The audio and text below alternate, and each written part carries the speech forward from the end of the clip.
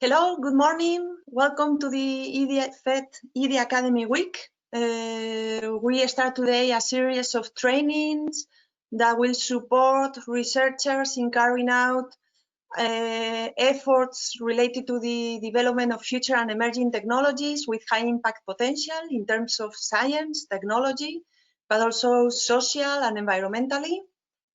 I'm really sorry for the delay. We were giving some time for you to be able to reach us. We know the EU Academy platform. We are learning how to even the EU Academy platform, we are all learning from this very first experience for the platform. And well, it's giving us some issues. I hope I see you made it. I'm very happy, and we will catch up with the agenda. Welcome everybody to this first training of the day, and which is titled Integral R&D Project Building. I think the keyword here is integral. We will be focusing into this during the coming time. The purpose is that, I am reading from the abstract because I think it explains it. I took a lot of care to write it. We need to build projects so that we are able to take grounded decisions. This is very important, that we take the best decisions possible, which doesn't mean that we cannot fail or that we cannot have trial and error. It's just that we try to make the best out of the chances that we have in a particular moment, on whether to devote our energy and resources, because it is not just about resources, it's about our life energy that we are devoting to an R&D project or not, or when to do it or how to do it, as well as to allow others to decide if they will offer us crucial companionship, like if they will join our project in an interdisciplinary research, if they will join as testers, if they will accompany by funding, giving financial support to the project, etc., etc. So integral project building is important, very important for this purpose. And this is something that we are going to stress during this training. How and why is this important? We will discover techniques and opportunities to reinforce this when we are doing for our projects. And also reinforce the project's purpose orientation. I'm not talking about application. I'm not talking about solving a particular need, although sometimes during the training we will go a little in that direction, but yeah, we should have a why. There's always have to be a why for us to do it, for others to accompany us, and a purpose for the project. And overall, this will also help us as a secondary effect to increase the chances of our project to get funding in public R&D programs. So you have the questions and answers forum. Feel free to participate as much as you want. The training is for you. Make it yours, participate, ask, raise your hand. You can also do that, and at some point we can open the microphone so we can chat. In fact, at some moments, I will address some questions to you, and we will try to do it participatory, because this is not a speech. This is a training, and we have to practice a little around the concepts that we will be dealing with. But to whet our appetite, to really start getting excited about this subject, we are starting with an interview to Raquel Armstrong, Professor of Experimental Architecture from Newcastle University. Unfortunately, she cannot show her webcam. We were really trying to achieve it, but there is some setting that is not allowing her to do it. But she's here. Good morning, Raquel. Good morning. I'm so sorry about this. I'd love to be live. But hopefully we can keep the conversation bouncing, so people can get involved in the discussion. Thank you very much, Raquel. It's really a pleasure to have you here. As I said, you are professor of experimental architecture at the School of Architecture in Newcastle University, in planning and landscape, and a visiting professor of the Department of Architecture in St. Lucas, also in Leuven, Ghent, who explores how buildings can incorporate some of the properties of living systems. You talk about living architectures, and in this area, you have been coordinator of a FET project, a Future and Emerging Technology project funded by the European Commission, and also coordinate another EU innovation fund, which is ALICE project. You are raising Waters 2 Fellow with the Robert Sachsenberg Foundation, and also a senior TED Fellow, which is funny because in the next, not in the next one, but in the next one, we will also be talking about TED Talks as one of new possibilities to talk about early stage research. You are also a member of the Hub for Biotechnology in the Built Environment at Newcastle University, and director and founder of the Experimental Architecture Group, whose work has been published and exhibited internationally. Welcome, Raquel. It's a pleasure. Oh, thank you. So yes, I'm very pleased to be here, and I am so glad that these fora are being held with respect to a discussion about innovation, because I think it's one of those things that we all assume we understand what it is, and I think it's something that's incredibly diverse. And it's crowbarred into quite rigid frameworks right now, and I think there's a very specific one that the EU particularly invites us to participate in. I guess I really, kind of want to maybe talk a little bit about the things that I've been doing in relationship to innovation, and then, maybe open it up a little bit more about what innovation is right now, specifically with scientific funding. When we actually apply for grants and we position ourselves as advancing a field, advancing technologies in a particular way, where is our attention focused, and what could that innovation be? It's never really been right. And I see wildly conflicting reports on this. I've seen reports saying from saying that Raquel?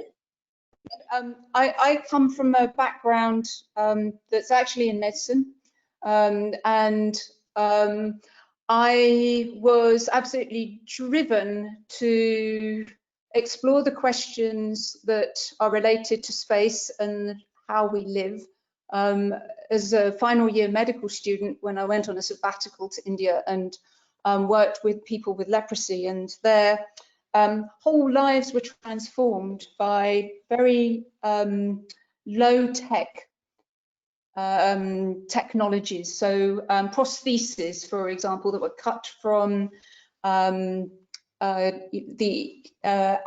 old tires. So if you made shoes with a sector of the tire, people's feet wouldn't drop, and they would not lose skin from inadvertently scraping their feet on the floor.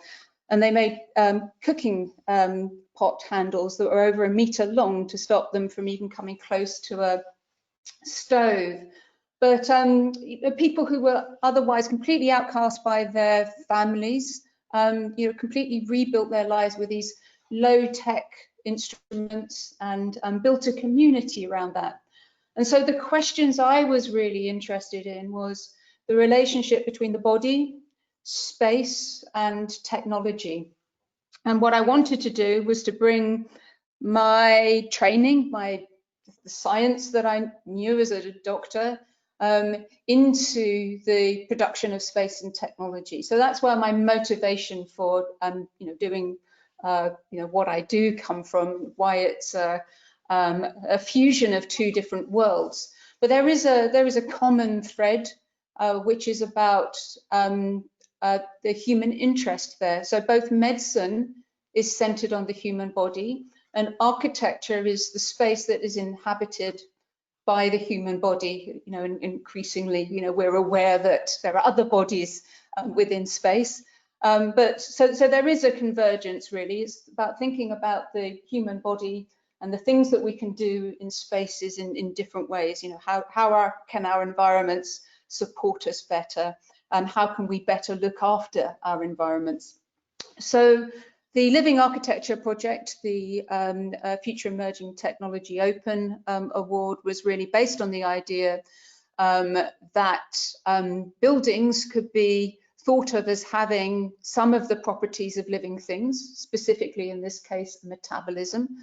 And so the innovation there really is, so what does that actually mean, and how do we go about realizing that? And so I work with a fantastic group of scientists and designers from the University of West of England, University of Trento, Spanish National Research Council, Explorer Systems Group, which is, Explorer Biotech, which is an SME based in Venice, and Liquifer Systems Group based in Vienna. And together, this group of collaborators interrogated the idea of not necessarily, let's say, looking at the material structure of buildings. There are a lot of projects that do look at, you know, how materials might grow, self-repair. And that had been something I was interested in, but we're actually thinking about how can we actually address a real challenge through metabolism.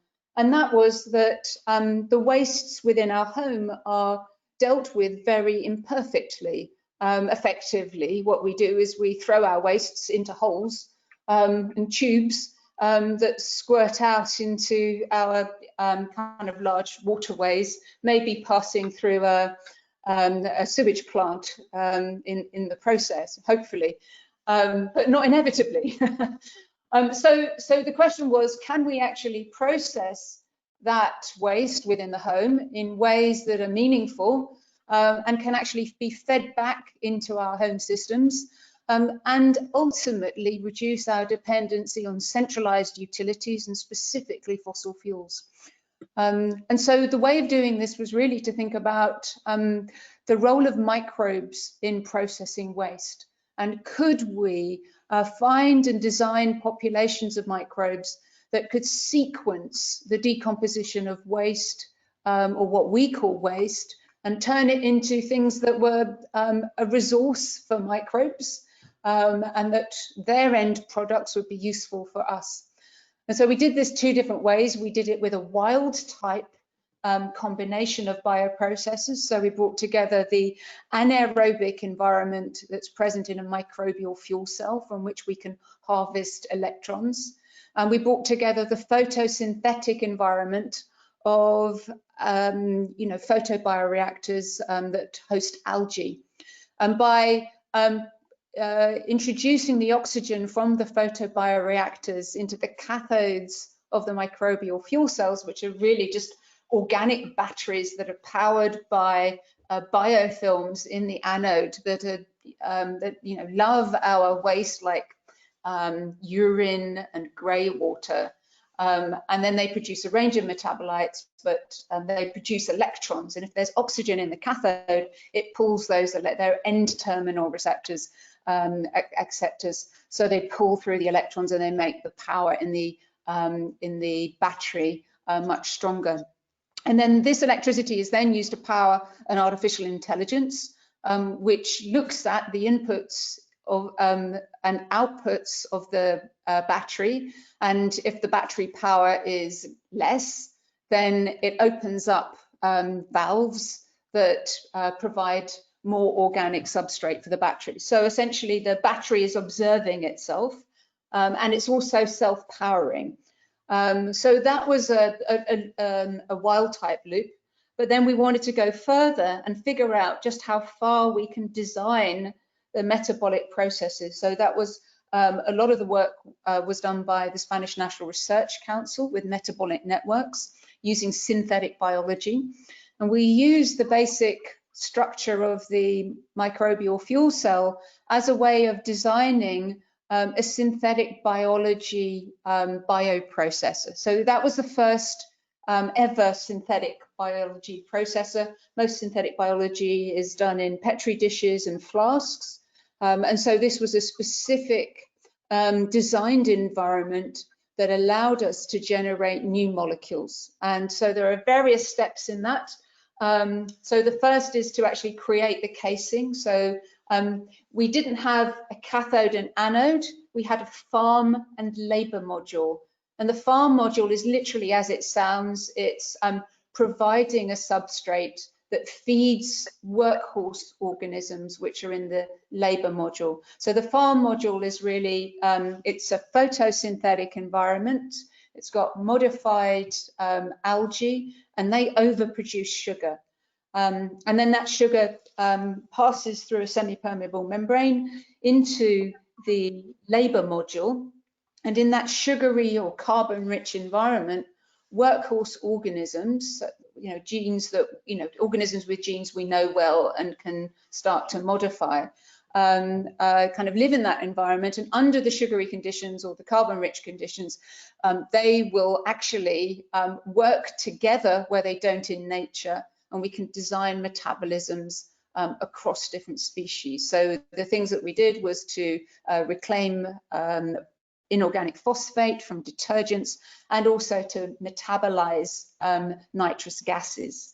And so the combined natural or wild type and synthetic bioprocessors started to provide building blocks to, let's say, create less polluting houses and generate usable quantities of bioelectricity that could be used back in the household system.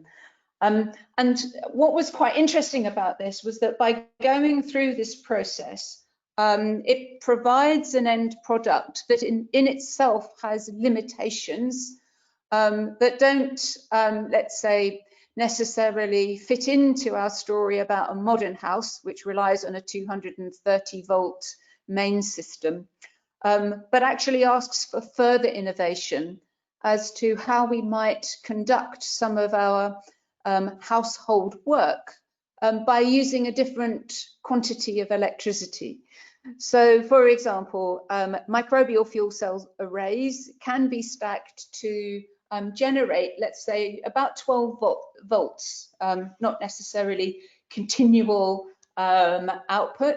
But if we think of let's say, a mobile home or a caravan or these mobile homes that are powered by 12 volt systems, it would be reasonable if we could actually design home appliances that worked on 12 volt systems directly, then actually we would be making a lot more efficient use of the resources within a home.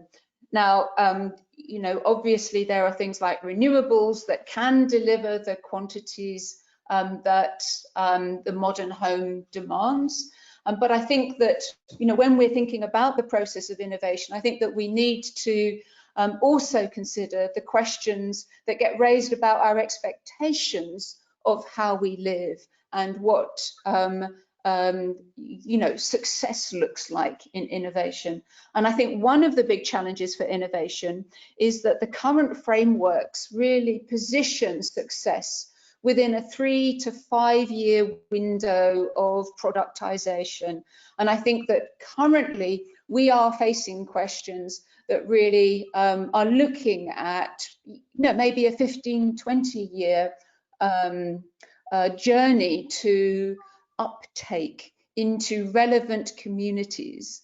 And I personally, although I think it is important that we develop apparatuses that help us conduct certain activities, I think that productization as like the only goal of innovation is again a kind of obstacle, because knowledge itself and the community of ideas that come from addressing very big challenges really invites a collaboration that, let's say, the current economic systems, like, for example, patenting actually get in the way of. If there was ways that we could actually be much more open source about ideas and find ways of crediting and acknowledging the contribution of, you know, authors and inventors,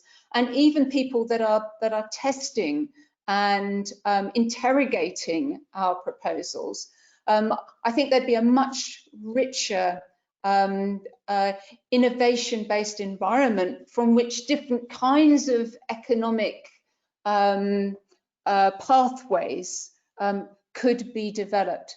So the work I've been doing really has been looking at how we live.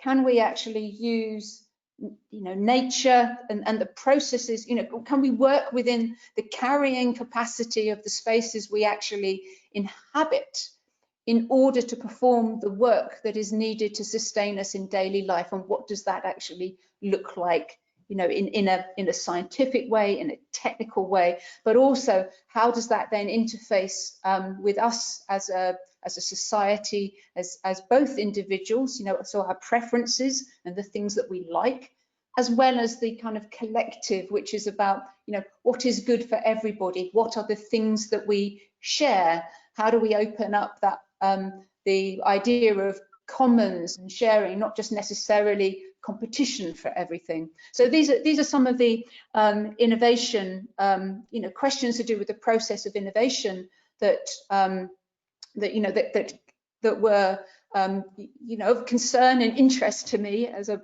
going through this. Yeah, in fact, they are top level topics. We could be talking about them for hours. We have an agenda to keep. That's the bad thing. But you said two things that I really would like to catch up in this context. Yeah.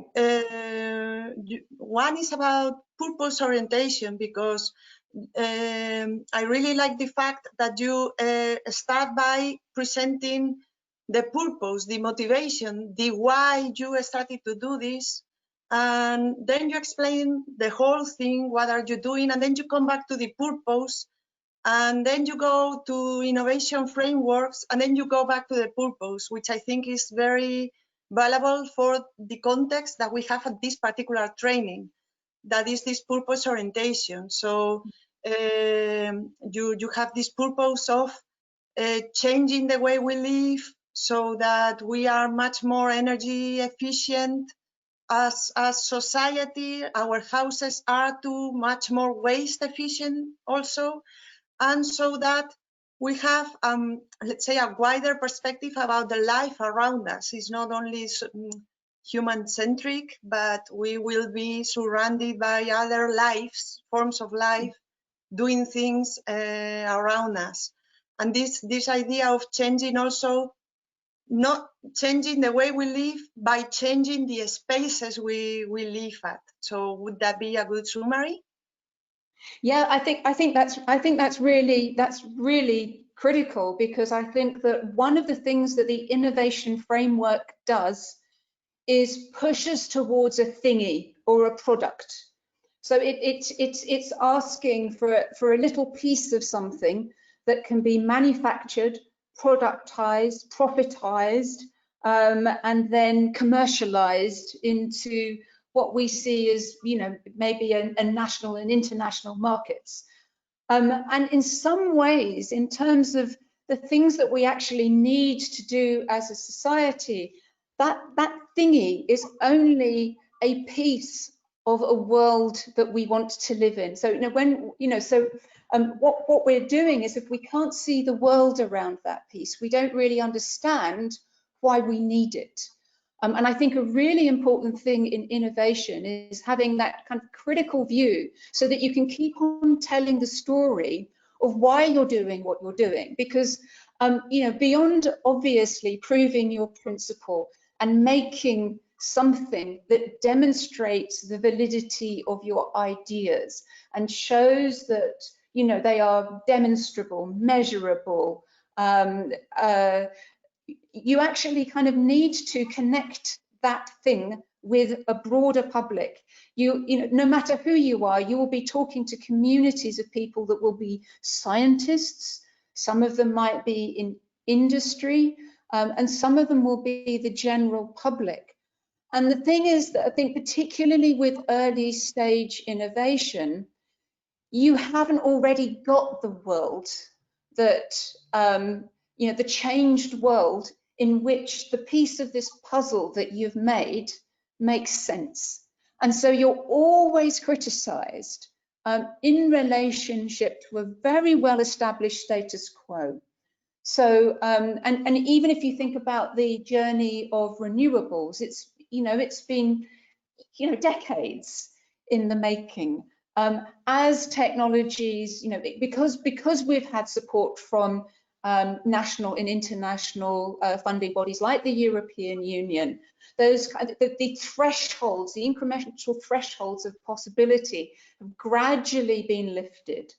So the narrative as to why we would use renewables now makes sense, probably 30 years, you know, after they were, you know, they were possible on the scale that we needed them, simply because of this very important and necessary part of innovation, which is the world building. You kind of need to understand the world in which your innovation exists and get people to buy into its possibility.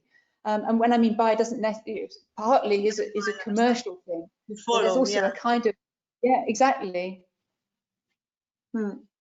Okay, and the projects that you work into are incredibly interdisciplinary. You work in microbiology, in architecture, in sensoring, in many different, in social sciences.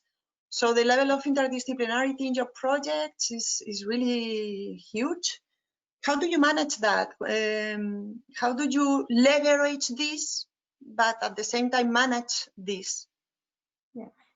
Yeah, so I think there is something kind of very exciting about innovation right now. I mean, since you know, early in the new millennium, there's been a lot of interest in what we would call convergence, you know, technological convergence.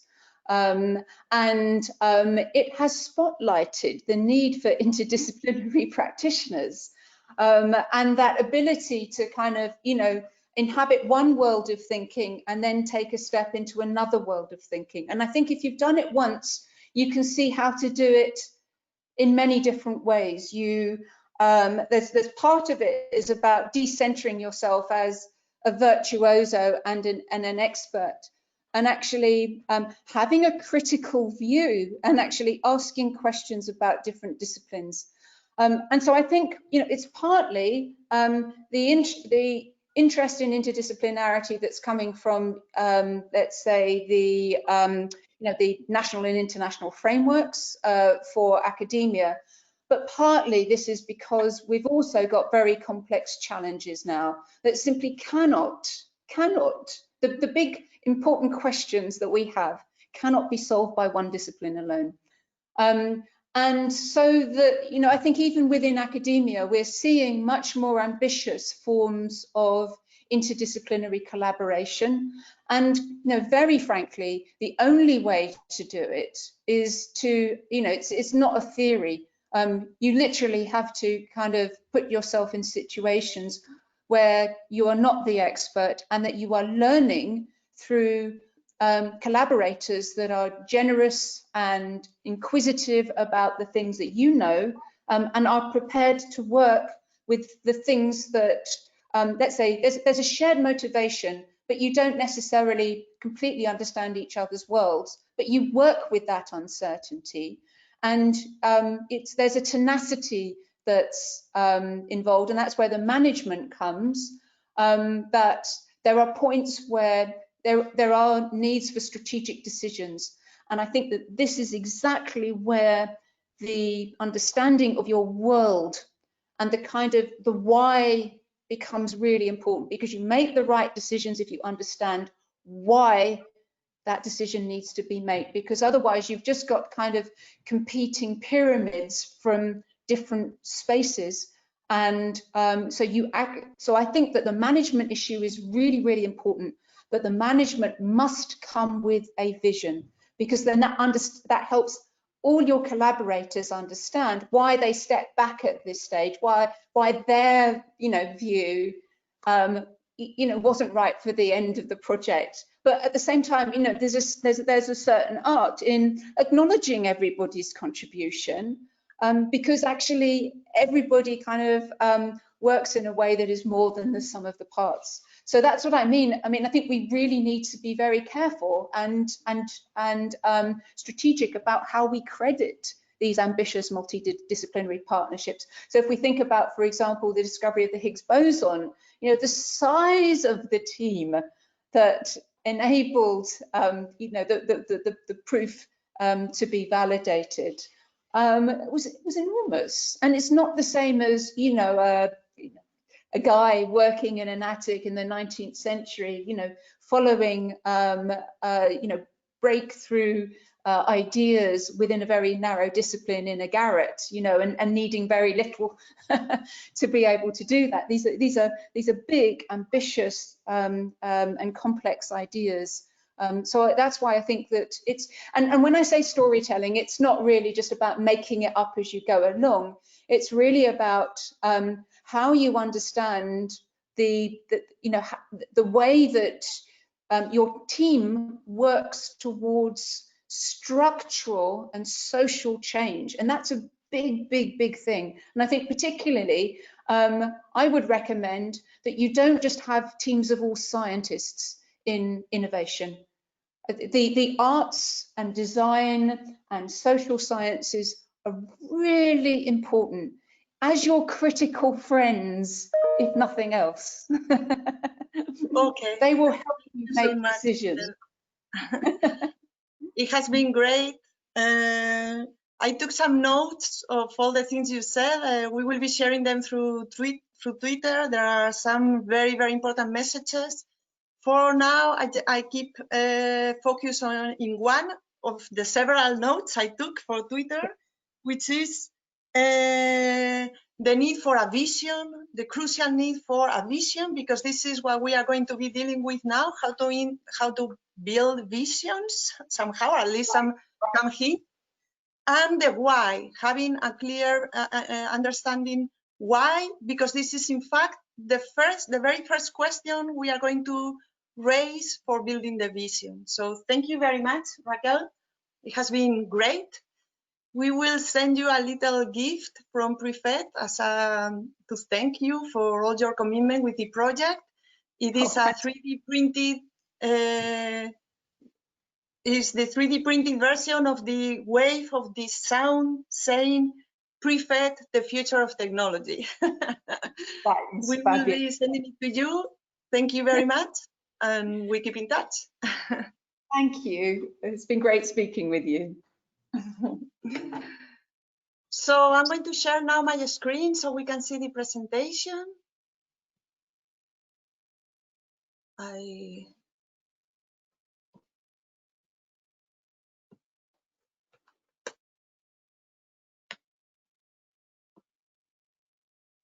By the way, before I start, I let you all know, I forgot, that the session is being recorded, and the recordings will be uploaded into the EU Academy Week. I'm sorry, into the EU Academy platform. So you will be able to access it from next week and recall everything that Raquel has been saying and that we will be going through over all the training sessions. Everything will be available in the EU Academy platform. Okay. So now we are going to focus, into the project. Into the projects. We are talking about very early stage research and development projects, future and emerging technology, very long-term visions, also going back to what Raquel said. So we are talking about long-term projects, and for that we will be adjusting somehow the hints and the techniques that we will show you today. But it is important that we keep in mind this. We are talking today about very long term, and rather than projects, we are talking about visions, okay? And if you give me a minute.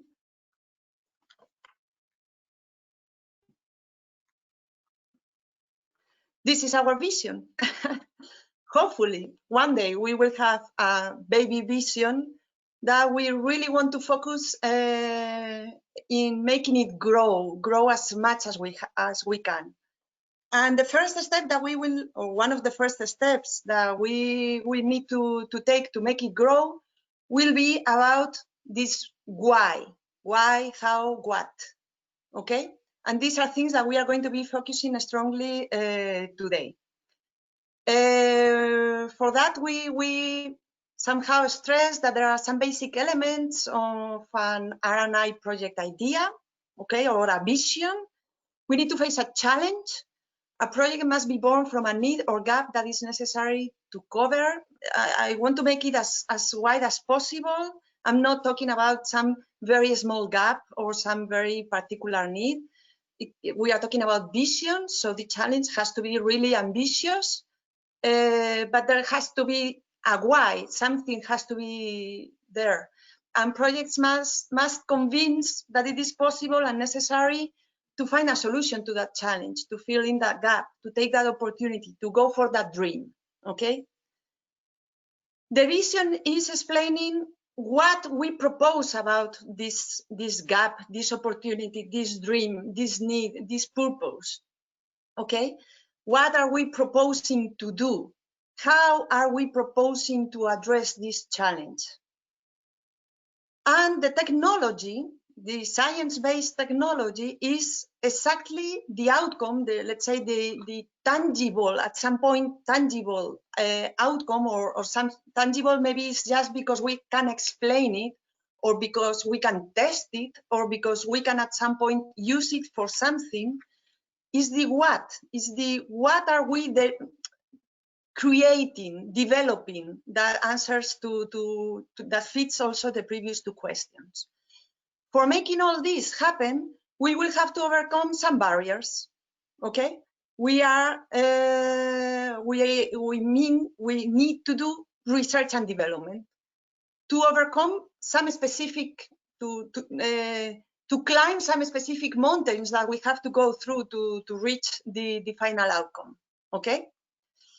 And in some time, at some moment, we will also have to face some critical barriers in relation to scaling that technology up or taking the results towards society.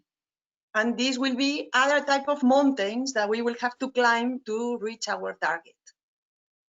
So answering to all these 5 elements and answering to all these questions are the basics to have an integral project idea or project vision, okay, that we can explain to ourselves and consider the pros and cons and go ahead, but also to explain it to others so they can follow. I see some questions. Maybe we want to recap here, Agatha? Yes, I can read the question. So Rebecca asked us to better understand the context, are the basic elements specific to the PhET program and how to frame a project proposal? Okay, these are basic elements for any project, okay? For any research and development and innovation project, not PhET, not just PhET. The particular, let's say, the particularities that PhET projects brings is that the challenge is normally long term instead of maybe more specific. The vision is wider instead of very focused.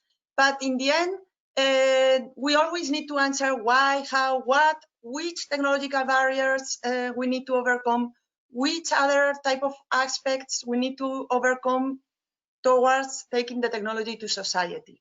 So the elements are the same. It's just that the way we somehow answer to these questions is a little different in the long, because we are keeping the longer vision and the wider vision. Okay? More? I don't see any questions for now. Okay, perfect. So who had made this question? I don't remember their name. Rebecca. Rebecca, is this okay? Does this answer your question? Yes, thanks. Perfect. Okay, so we are going to play with a project, okay? This is our project, more or less. Actually, this is us today. You have to imagine it, okay? This is us today, right now. We are cavemen and we live in caves. And we, just this group, are the ones that are thinking that maybe humanity should live in huts. This is our innovation idea, okay? This is our baby. It's still a baby, and we need to start growing it. So for that, because we need to start growing it because we want to present the idea, the vision, to our clanmates in the next fire dance, so they follow us outside the caves to live into huts, okay? So the first question that we need to make them is, to make ourselves is, why? Hold on. I wanted to give you some time to, I don't know why it started alone. I wanted to give you some time to think. Why? Why should, if we want to present it to our clanmates, the following fire dance, the first question they are going to make us is why? Okay, why? Why live in the caves? Why living in huts? So if you can think about it for a sec and through the chat, send your potential ideas.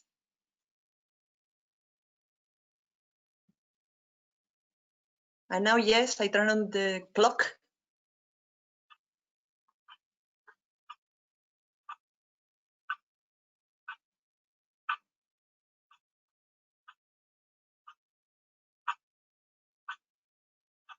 Any ideas?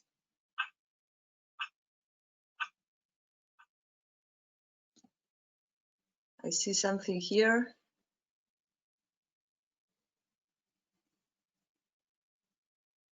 We have no idea of the situation outside. Katerina?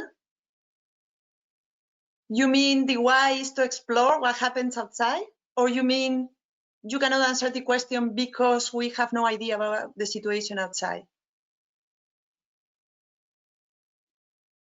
Maybe you can, maybe Agatha, we can open her microphone. Ah, yes, because.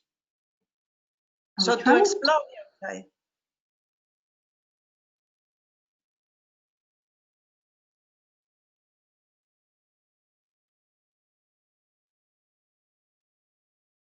Hello? Somebody was saying something? Agatha? I tried to unmute Katerina. Hello. Hi, Katerina. Yes. Nice to hear you. I just wanted to say that your question was why we are like in a cave. So for me, it means that when we start the project, we have no idea what is happening outside. So that's why we have to go out from there. So that's my thought. Thank you. That's interesting. It's the first time I received this answer.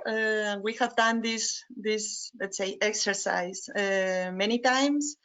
The truth is that I was not meaning that we are in the cave as researchers. I was meaning that this is our project, that we live in caves. We are trying to convince our clanmates to go outside. We could tell them that we need it because we need to learn what is outside. That would be a nice question. A nice reason. I'm not sure that will follow too much fear. We have to take into account fear, but it's one of the nicest answers I've received. Normally, the type of answers we receive are the following. Statistically, if I can Statistically, many people tell us it's because of security, that we need to increase security because in the caves we are unsafe. Normally, we ask them if you were a caveman, would you feel safer in a hut than in a cave? So it will be hard to convince our clanmates to change for this reason, from caves to huts. Many other people say to increase salubrity because the caves are humid, are cold, and we accumulate smoke, and it's not very healthy. Normally the huts, we are talking about a hut, not a house.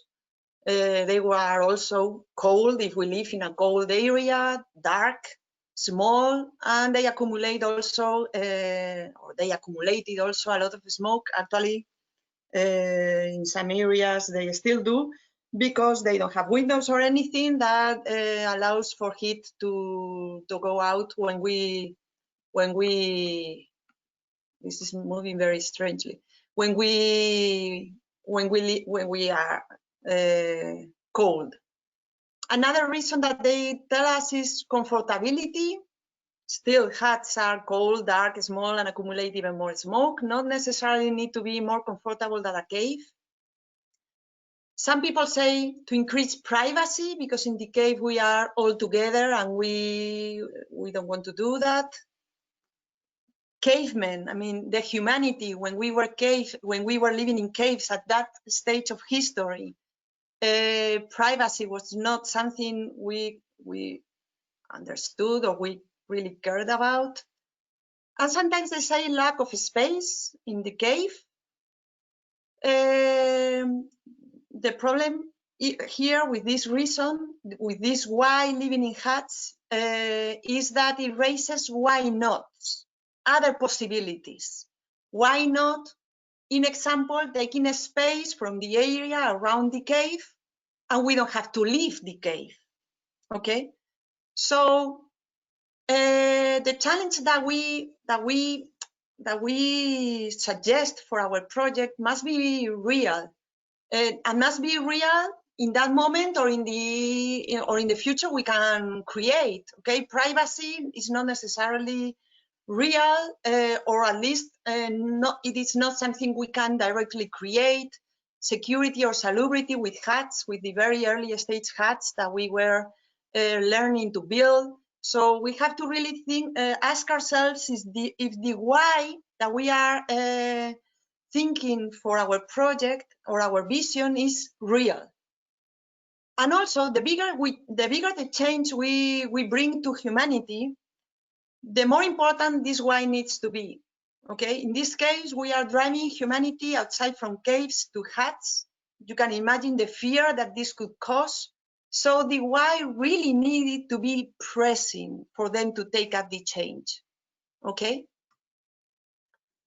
Sometimes we also need to become specific, which doesn't mean that we need to become narrow vision, narrow-sighted, but yes, specific enough to prevent the why nots. Why not doing something completely different instead of what you suggest us to do? Okay. So when we ask ourselves why we should stop living in caves and start living in huts when at that stage of humanity, we prefer to say that the purpose, the vision, the challenge was to live constantly closer to food and water, because we were, of course, hunting and going for water, but these were not basic resources that we had constantly near us. And this is real for humanity back then. It is really important for humanity to take up the change, to take up the challenge, and it is specific enough in terms of avoiding why nots. Any questions or comments up to here? For now, I don't see any questions. Okay, so these were some some messages I wanted to send you about how to answer the question when you ask yourselves why this challenge, why this project, to yourselves, and also so you think how to explain the project to others. You have to make sure that you find something that is real, that is really important, and that prevents the why nots. Okay? And don't trick yourself, because it's much easier than we think to trick ourselves when trying to answer to this question. And of course, for that, we need to really study the outside, really study the context, really study the situation, and see how we can go for some other future, for something else. Then we will have to explain how. I don't know why it starts. Then we need to explain how. Okay, how? Okay, why? We need to live constantly closer to food and water. But how are we managing that? How are we doing that by living in huts? If you want to think for a sec.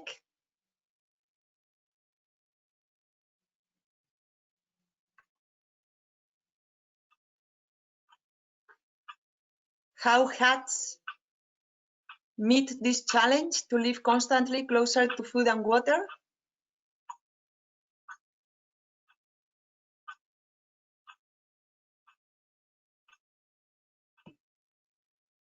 We can build the huts wherever we want. Perfect. In order to make this to become a vision, we can say that we become able to build our own caves so that we can choose where to live. It's more or less the same that you just said, Piranha. But we try to be more visionary and more dreamingful, okay? Becoming able to build our own caves so that we can choose where to live. Because we are trying to build a vision, not just a product. And this is particularly important for FET projects, okay? It is important, some key messages, some clues. When you explain your how, your vision, try to explain first the concept behind your project, as you did, Piranha. You pointed to choosing where to live, not just the huts. The huts is not the how, is the why, the what. Okay, it's the technology, huts, but it doesn't answer to how we address the challenge. So we really need to explain the concept behind our project, not just the product or the technology. And it is within this concept that we can show the great and smart and unique idea that we have, the great and unique idea that we have, rather than in the technology only, okay? And it has to be great, and it has to be unique. This is really, really important. It has to be unique in terms of the solution that we bring to the challenge needs to be innovative, needs to be really different from what has been done before, really needs to go beyond the state of the art, okay? So we cannot really answer to the how until we study very deeply the state of the art. I think there is a question. Agatha? Yes. So to create our own road from our cave to the food and water. Sorry? This is what I see. Yes, so there is a comment, I believe, from Katerina, and she says to create our own road from our cave to the food and water. Yeah, I like that also, to create our own roads to the food and water. Yeah, I like it because it goes in relation to what I was saying. It is a concept, not yet the technology, and we give something great and unique that has not been done or even tried to be done before. Great. And of course, we need to make sure that it really covers the need or it really addresses the challenge. And this is, it sounds obvious, of course, we have to do that. But again, it is very easy to trick ourselves and we really have to ask ourselves if our how is really answering to the why, if the challenge and the vision really match, because it's much easier than we think not to have a perfect match. Eva, Okay. can I ask you a question, actually? Sure. I was Yeah. wondering, because we very often talk about, okay, so you emphasize that, okay, this project has to be important, the issue has to be important. And I think that we're very often as researchers, we're so convinced that our research area, our idea is so important and it's going to change the world, that sometimes we lose the objectivity. So how to really pick ideas that are truly important, not only for us personally as researchers, but also for the others, like in a broader context? Well, actually, you kind of answered to the question yourself, because I think one of the clues is to think about the others. It has to be important for the others, not for ourselves. That's the first step, to think about who can you impact and how. No, not only your day-to-day activity doing research. This is important. This is part of the answer. The other part, I will come back to it a little bit later, okay?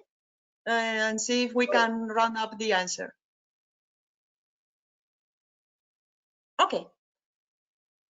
So we are talking about this challenge and vision couple. It is a couple. It has to be a marriage, and a good marriage that really match. In the future, who knows? But at least we really need to make an attempt to have this purpose to change others, offering a better future, something that we really believe into. This is also important. Of course, we need to believe into it. But don't forget, the tree will not grow with no grounds. The basis for a project is the idea, and it starts with this couple.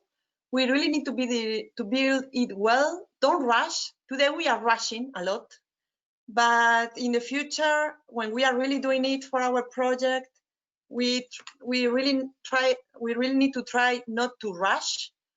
We need to build it completely, because we also need to think of the technology and also the barriers ahead. But before we go into that, I want to stress this prevention of the leaps in the dark. We have leaps in the dark when, to the given challenge, we propose a vision and a technology. We ask the others, not us, the others, to do a leap in the dark if there are so many other possible alternative visions and tech, and we are asking them to just trust us to follow ours. Okay, instead of the others. It cannot be like that. When they need to understand that ours is the only way ahead, or obviously the best way ahead. It cannot be just blind faith. And one way we can do that is to focus into particular issues around our challenge, or to narrow a little the vision around our challenge. So our proposed technology is something that shows us the best way ahead, or at least one obvious way ahead, okay? Of course, the size of the challenge has to be attractive, and the vision and tech proposed, this keeps moving very weirdly, sorry about that. The vision and tech proposed, I already said, has to be really innovative, really different, really disruptive, okay? And I'm not saying that again, by narrowing the focus into the challenge, I'm not saying that we need to be narrow-sighted, but we really need to make the couple fit. For example, sometimes I hear people saying, we need to cure cancer. And for that, I'm developing this particular biomarker. Maybe just by saying that you are not just focusing into cancer as a whole, but by helping curing cancer, by helping diagnosing it better, then it's still very wide, it's a challenge, it's a purpose, but you are making this challenge closer to what you are proposing, that is a biomarker. Otherwise, they are so far apart from each other that we could say, and why not trying alternative treatments? Why not trying genetics, omics, and why not trying different environments that would prevent it from scratch? There are so many alternatives that it is hard to decide to follow the biomarker one. Okay, that just to give you an example. And also coming back to Agatha's question, the size has to be attractive enough. If I go to the other extreme and I say, no, but I'm talking about diagnosing this particular cancer that only Eva Garcia-Muntión has. Well, for Eva Garcia-Muntión, the size of the challenge is enormous. It cannot be bigger than that. But for humanity, maybe it's way, way, way too specific. So we need to keep this balance. And this is also part of the answer to your question, Agatha. It's not only about who are we impacting, but how much are we impacting them, or how many people is there to impact, okay? People or technology, or how far away are we taking technology, okay? And also, so prevent the why nots and make the challenge and vision really fit each other. This is the first dream, the first step in making our baby grow. But what else? We need to do to add more things. We need to add the technology, which is the hats, okay? And we also need to assess which particular barriers and which mountains we need to climb and overcome to make this radical vision come true. And then by filling in all these elements, we do have an integral project concept, project idea that we can keep working into. Okay, if there are any comments or questions up to here.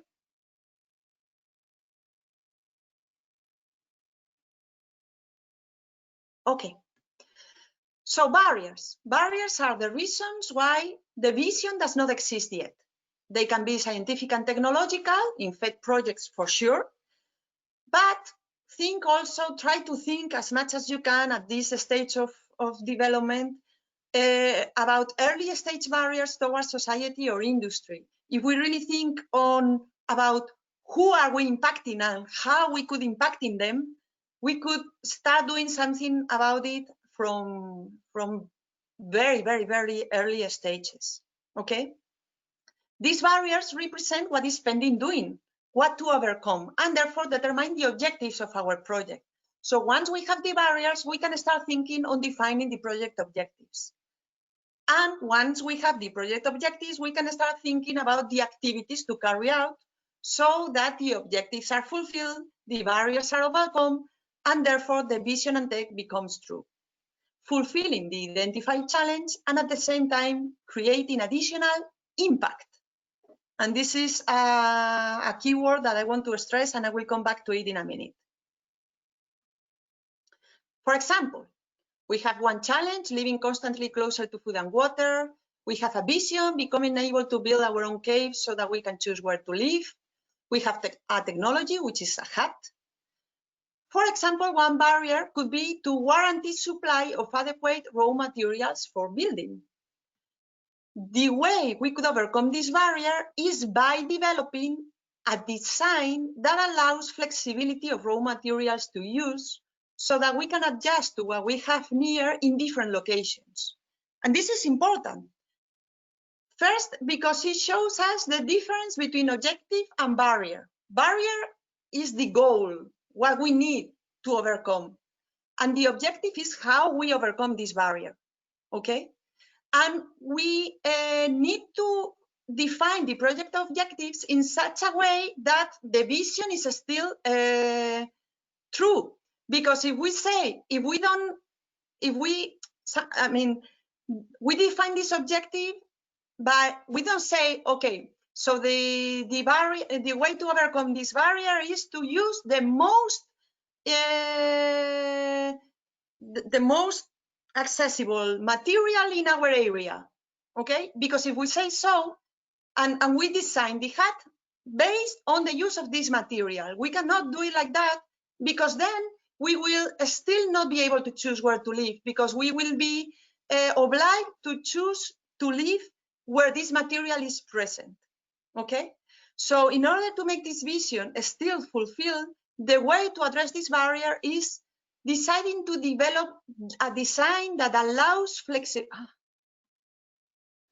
flexibility on the raw materials to use. So we can just use whatever we have, okay? So activities, designing the different components of the technology, the pillars, the walls, the roof, the floor, okay? Trialing with different materials at the level of each component to determine which can be flexible in the material to use, and which maybe should be always built with a certain material because they need to be stronger or whatever, and this material will always need to be available, or hopefully we don't get into these restrictions, we will have to see. Building and testing prototypes and see what happens, okay? Now, an example on how to take into account non-purely technological aspects. If it happens that the shaman of the clan says that the stone is forbidden, this contextual aspect, which is not related to our technology or the challenge that we are facing, is contextual, it comes from somewhere else, but it will affect how we plan to overcome the barrier, because in principle, a stone doesn't seem to be an option, or it creates as an additional barrier if we need to convince the shaman that stone should be sacred. How we will take this decision, it will depend on our strengths and weaknesses. And by our, I mean our or the team, the interdisciplinary team that we are building around our vision. If we happen to be Obelix, I don't know if I guess you know Obelix, Asterix and Obelix. This guy that is so strong and that carries these huge stones around the world. If we are Obelix, we cannot say no to a stone. It's our main strength, okay? So we will define another barrier to our project that is convincing the shaman that a stone is sacred, because we cannot stop using this particular raw material. And this also brings some insights to your question, Agatha. I think. Yeah, and we had one more like a comment from Priyanka, and she said that another barrier might be also a skill set. Yeah, there are many barriers. I'm just showing one as an example to see the difference between barrier and objective, how to define the objective, and how to jump from the objective to the activities. Of course, there are several barriers per vision, normally of different nature. Okay, materials, designs, locations, many things. So, when we have done all these reflections, all these thoughts, all this brainstorming, we are ready to present the idea to our clanmates during the fire dance, okay?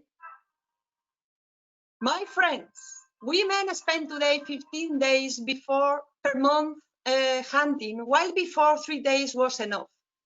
Women spend 1 hour per hour going for water, and our enemies use this time to attack our cave. We cannot continue like this or we will disappear. Searching for another cave is not the solution. We already launched the exhibition, and in 100 kilometers around us, there is not a good cave which is not yet occupied.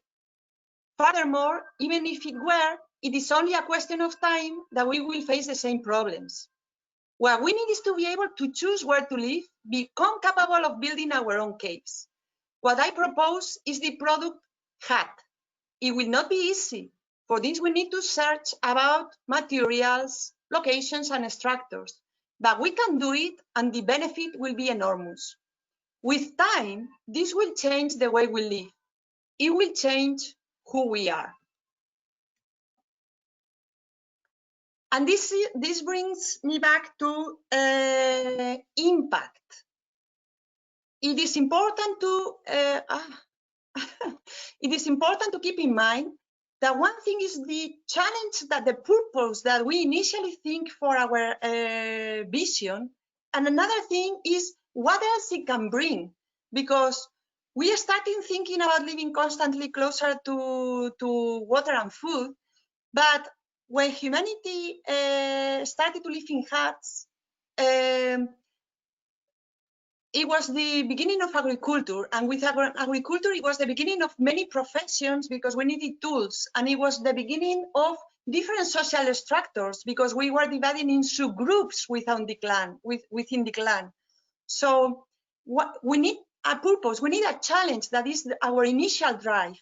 But as we go ahead, others beyond our project will take up our results and the landscape that we are creating, and will take it beyond imagination through a more series of different types of impacts.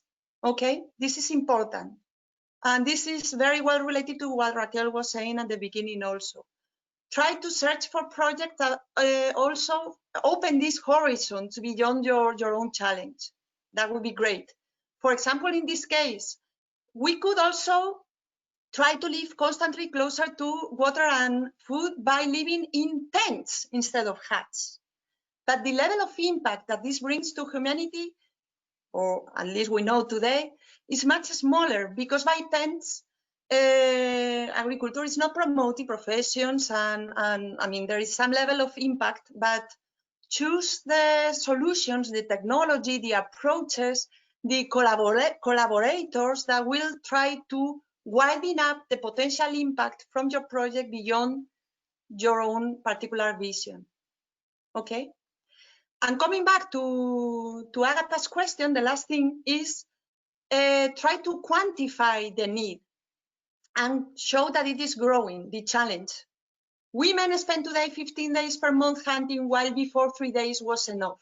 Okay, and this also is important, how this challenge could evolve in the future, or how it is evolving now.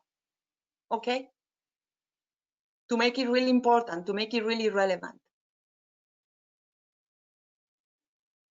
And dream as much as you can. And just as a final content, once you have the next step would be to define the project objectives towards funding, and it is related to one of the questions in the chat, the proposal, because I have kept talking about project. I really wanted to do that because this is beyond any European call or anything. But I don't want to forget that many of us need funding for our projects, and of course the European Commission is a great funder and we need to prepare proposals, and it's very competitive, and we need to try to make them better. So as a hint, try to make your project objectives smart and smarter. Smart means specific. It is important that they can be measured during the project to see if you are fulfilling it or not. They have to be ambitious, but they have to seem feasible. They have to be very relevant, and you will make them relevant by really addressing the barriers to make the vision come true, okay? And I say to make them smarter, because it is also very important in your proposal that you make it readable, okay? You write the proposal for your readers, the same way you think about the challenge in relation to those that can be impacted. Think about the others, not just yourself. Think how you need to write the proposal and the project objectives and everything so that the others can follow, okay? And this example that we gave about the cavemen is also an example. I mean, if I was presenting this idea to Agatha, that is next to me in the cave, and I want to tell her, Agatha, I want to present this in the next fire dance. and this is my idea, hat, blah, blah, blah. I will probably say it very differently than this speech, okay? But while doing this speech, I'm already presenting it to my classmates, so they follow me. So really think about who are you talking to and who are you writing to. An example of projects that this is not a project objective, it's an objective that is not smart, for example, is if we say sell as many waffle grabs as possible this year. But when we say, for example, I cannot do it now because we are running out of time, but if I ask you how to make it smart, normally when I ask this question, the rapid answer without having time to really think is sell 2,000 waffle grabs this year. And this way we are making it smart. The truth is that this way you are making it specific and maybe measurable, but don't forget about making it relevant. In order to make it relevant, it's better to say increase sales of waffle grabs to chain grocery stores by 8% over the year, okay? And when talking about research and development objectives, normally we will need to show that we are increasing something, that we are improving something, that we are going beyond something. So the measurement will many times be relative to the current state of the art.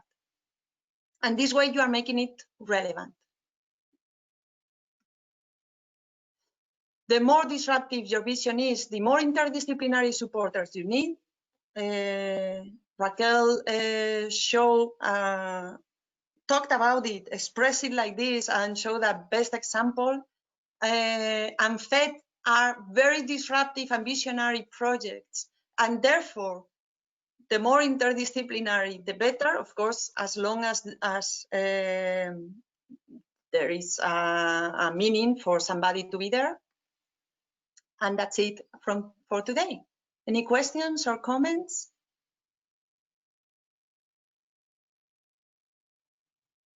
So far, I don't see any questions or comments. I hope it was useful. I hope it gave you some messages or ideas or techniques that will help you making your projects better. You have my email. Feel free to write me if you have anything that I can help you with in relation to these issues. And see you in the next training. I really need to rush, sorry. Thank you very much. Bye.